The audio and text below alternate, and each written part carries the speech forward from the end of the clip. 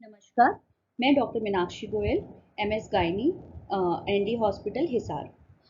ये एक छोटा सा प्रेजेंटेशन है आप सब लोगों को सर्वाइकल कैंसर के लिए जागरूक करने के लिए। सर्वाइकल कैंसर एक बहुत ही कॉमन कैंसर है और बहुत सारी महिलाओं में मृत्यु का कारण है। इसलिए हम चाहते हैं कि इस कैंसर को हम समय से पहचानें और किस तरीके से हम इससे बच सकते हैं वो हम बचें, हम खुद भी जागरूक हों और हम अपने समाज को भी जागरूक करें। आइए चलते हैं। सर्वाइकल कैंसर ये 15 से 45 साल की आयु में होने वाला सबसे दूसरा कॉमन कैंसर है। इंडिया में इस कैंसर से अनेक वर्ष 80,000 महिलाओं की मृत्यु होती है और ये आसानी से इस कैंसर से बचा जा सकता है अगर हम खुद सिर्फ कुछ चीज़ों का हमने ध्यान रखना है। क्या आप जानते हैं भारत में बच्चेदानी के मुख्य कैंसर की वजह से हर 8 मिनट में एक महिला की मृत्यु होती है। ये भारत की महिलाओं में होने वाला दूसरा सबसे बड़ा कैंसर है और इससे होने वाली मृत्यु का आंकड़ा बहुत ही ज़्यादा है। आइए जानते हैं कि ये गर्भाशय का कैंसर क्या होता है। ये हमारा गर्भाशय है और इसका जो निचला हिस्सा होता है इसको हम सर्विक्स कहते हैं या गर्भाशय ग्रीवा कहते हैं। इसके जो सेल्स होते हैं यहाँ पे उनमें किसी प्रकार के चेंजेस आते हैं और वो बढ़ने लगते हैं और वह अत्यधिक मात्रा में बढ़ने लगते हैं, उसको हम कैंसर कहते हैं। जब ये इसी निचले हिस्से तक ही सीमित रहते हैं वो स्टेज 1 होती है।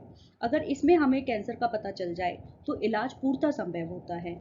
और अगर ये कैंसर सेल बढ़ने लगे और नीचे योनि की तरफ वजाइना या यूट्रस से हल्का सा बाहर आने लगे तो ये स्टेज 2 होती है। इसमें भी अगर हम कैंसर को पकड़ लें तो इलाज काफ़ी हद तक संभव होता है। स्टेज 3 जब ये कैंसर काफ़ी ज़्यादा बाहर आ जाता है और नीचे योनि तक चला जाता है और इसमें कैंसर का इलाज बहुत मुश्किल होता है लेकिन फिर भी असंभव नहीं होता। स्टेज 4 जब ये शरीर के किसी भी हिस्से में जैसे लिवर है, स्प्लीन है, बोन्स हैं, दूर किसी ऑर्गन में चला जाए तो वो स्टेज 4 होती है। तो हमारा मेन उद्देश्य है कि हम इस कैंसर को स्टेज 1 में या इससे बनने के पहले के भी 5 चरण होते हैं जिसे हम कुछ टेस्टों के द्वारा जांच कर सकते हैं और पकड़ कर सकते हैं। इससे हम अपनी महिलाओं को अगर बनने से पहले की स्टेज में या पहली स्टेज में पकड़ लें तो इसका ट्रीटमेंट पूरी तरह संभव है।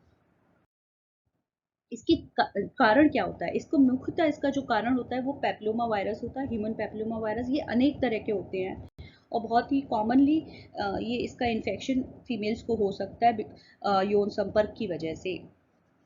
लेकिन इसके जो मेन स्ट्रेन्स देखे गए हैं 16, 18, 44, 48 कुछ तरह के स्ट्रेन्स हैं जो सर्वाइकल कैंसर के लिए जिनको मुख्यतः कारण मानते हैं। अब किस तरह की महिलाओं में सर्वाइकल कैंसर होने के चांसेस ज़्यादा होते हैं? जिनकी शादियां बहुत जल्दी हो जाती हैं, जैसे 16-17 साल की उम्र में शादियां हो जाती हैं, जिनके बहुत सारे बच्चे होते हैं, जिनकी जो सफाई है आमतौर पे हाइजीन है वो बहुत पुअरली मेंटेन्ड होती है, मल्टीपल सेक्स पार्टनर्स यानी कि एक से ज़्यादा पार्टनर के साथ उनके सेक्स रिलेशंस होते हैं, जो महिलाएं बहुत ज़्यादा स्मोकिंग करती हैं, जिनकी इम्यूनिटी पुअर होती है और जिनमें इन वायरसेस को पाया जाता है। सर्वाइकल कैंसर हमें कैसे पता चलेगा कि हमें कुछ इस तरह के लक्षण हैं कि जिसके लिए हमें डॉक्टर के पास जाना पड़ता है। एक तो जो हमें मासिक ब्लीडिंग होती है, अगर उससे बहुत ज़्यादा अत्यधिक ब्लीडिंग होती है तो हमें एक बार जाके अपना चेकअप कराना चाहिए। मासिक धर्म के अलावा अगर हमें बीच में माहवारी, बीच में महीने के किसी भी दिन में अगर हमें ब्लीडिंग हो रही है या यौन संपर्क में आने के बाद अगर आपको ब्लीडिंग हो रही है या रजोनिर्वृत्ति यानी मीनोपॉज महीने जाने के बाद 50 साल की उम्र के बाद जैसे माहवारी चली गई है उसके बाद ब्लीडिंग हो रही है तो इन सारी चीज़ों को हमें सावधानी से लेना चाहिए। इसको हमें हल्के में नहीं लेना चाहिए, अपने डॉक्टर के पास जाना चाहिए। और या वह महिलाएं जिनको लगातार निरंतर वाइट डिस्चार्ज होता है और काफ़ी लंबे समय तक वाइट डिस्चार्ज हो रहा है तो उनको भी जाके अपने डॉक्टर से इसका चेकअप कराना चाहिए। या और भी कोई अगर आपको नीचे के हिस्से में आपको लग रहा है कि कोई दिक्कत है, मेरे को कोई पेशाब की रुकावट है, कोई ब्लीडिंग आ रही है या कोई मुझे नीचे दर्द हो रहा है तो प्लीज़ निसंकोच होकर अपने डॉक्टर के पास जाइए और अपना गायनी चेकअप जरूर करवाइए। कई बार हम डॉक्टर के पास जाते तो हैं लेकिन हम अपना चेकअप नहीं करवाते, तो अगर हम चेकअप नहीं कराएंगे तो ये कैंसर नहीं पता चल सकता, क्योंकि कई बार अल्ट्रासाउंड के माध्यम से भी ये चीज़ें पकड़ में नहीं आती। जब आप इंटरनल चेकअप कराते हो तभी ये चीज़ें पकड़ में आती है। गर्भाशय लीवर कैंसर को रोकने के क्या कुछ हम उपाय कर सकते हैं? जैसे अगर हम एक से अधिक व्यक्ति के साथ संबंध बनाते हैं तो कृपया करके कॉन्डम का इस्तेमाल करें और हर 3 वर्ष में एक पैप्समियर टेस्ट होता है, बहुत ही सिंपल टेस्ट होता है, वो हम सबको कराना चाहिए। और धूम्रपान ना करें क्योंकि धूम्रपान करने से ये कैंसर को बढ़ावा मिलता है। और अच्छा खाना खाएं, अच्छे वातावरण में रहें और पॉल्यूशन से दूर रहें और पॉल्यूशन ना करें। इसके बचने के, सर्वाइकल कैंसर से बचाव भी पॉसिबल है। बचाव का मतलब हमारे अंदर बना नहीं है और हम उससे बच भी सकते हैं। इसके दो तरीके हैं बचने के। एक तो है एचपीवी वैक्सीनेशन, दूसरा है पेप्समियर टेस्ट। एचपीवी वैक्सीनेशन, इसके बारे में हम थोड़ी देर में बात करेंगे। सबसे पहले पेप्समियर टेस्ट। जैसे कि आप इस पिक्चर में देख रहे हो कि ये लेडी ओपीडी में बैठी है, डॉक्टर इनका चेकअप कर रही है और उसी वक्त इसका पेप्समियर टेस्ट ले रही है। ये एक बहुत ही साधारण सा टेस्ट है, इसमें कोई दर्द नहीं होता। जब आप अपने डॉक्टर के पास ओपीडी में विजिट करते हैं तो ये डॉक्टर आपका ओपीडी में ही ये टेस्ट कर सकता है और कोई भी गायनेकोलॉजिस्ट ये टेस्ट कर सकती है।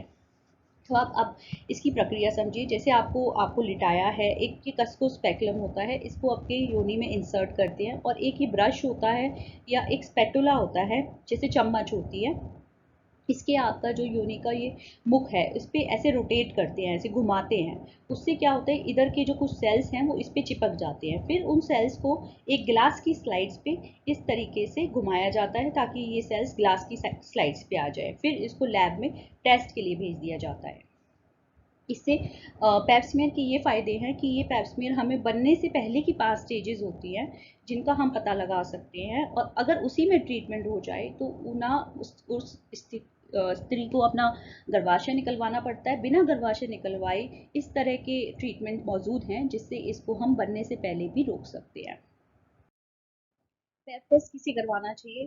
अंतर्राष्ट्रीय नियमों के अनुसार 21 वर्ष से अधिक आयु की महिलाओं को पैप टेस्ट करवाना चाहिए, लेकिन हमारे भारतवर्ष में 30 वर्ष से अधिक अगर महिला है, मैरिड फीमेल है या सेक्सुअली एक्टिव फीमेल है, तो उसे हर 3 से 5 साल में ये टेस्ट कराना चाहिए और 65 वर्ष तक की आयु तक ये टेस्ट कराना चाहिए। इसके साथ अगर हम एचपीवी वायरस के लिए टेस्ट कराते हैं तो ये टेस्ट हर 5 साल में रिपीट कराया जा सकता है। और किन लोगों को ये टेस्ट की ज़रूरत नहीं होती? अनमैरिड फीमेल्स, जो इनकी आयु कम है या 65 वर्ष से अधिक है, या किसी वजह से जिन महिलाओं ने गर्भ निकलवा रखा है। अब पेप्समियर के लिए आपको डॉक्टर के पास कब जाना चाहिए?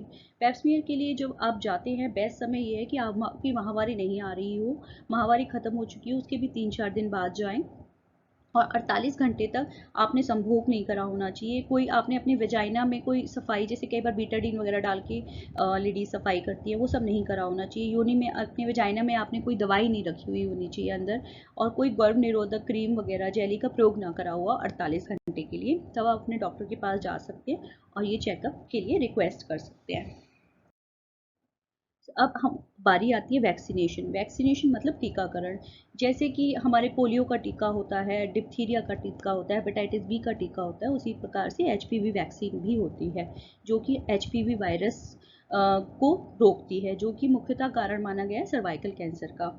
इसकी देने की जो उम्र होती है वो 9 साल से 26 साल तक की, मुख्यतः जो लड़कियां होती है, कुंवारी लड़कियां होती हैं, या जो लड़कियां जिनमें अभी यौन संपर्क नहीं किया है, उनमें सबसे अधिक फायदा देखा गया है। लेकिन इनको 45 वर्ष तक की आयु की महिलाओं को भी दे सकते हैं। इस वैक्सीन को जो है, आप अपने गायनेकोलॉजिस्ट के पास जा सकते हैं या पीडियाट्रिशियन के पास जा सकते हैं, दोनों ही इन वैक्सीन को देते हैं। अगर 15 साल से कम आयु है तो सिर्फ 2 ही इंजेक्शन दिए जाते हैं, 6 महीने के अंतराल पे, और अगर 15 से ऊपर की आयु है तो 3 टीके दिए जाते हैं। पहले 2 इंजेक्शन के बीच में 1 महीने का अंतराल, और फिर नेक्स्ट सेकेंड और थर्ड डोज के बीच में 6 महीने का अंतराल। अगर आप ये दोनों टेस्ट करवाते हैं, पेप्समियर और अगर वैक्सीनेशन करवाते हैं, तो हम 80% तक इस सर्वाइकल कैंसर से बच सकते हैं। इस चीज़ के लिए आप खुद भी जागरूक होइए और अपने साथ वालों को भी जागरूक कीजिए। Thank you so much. Doctor Meenakshi Goyal, ND hospital, model town, Hisar.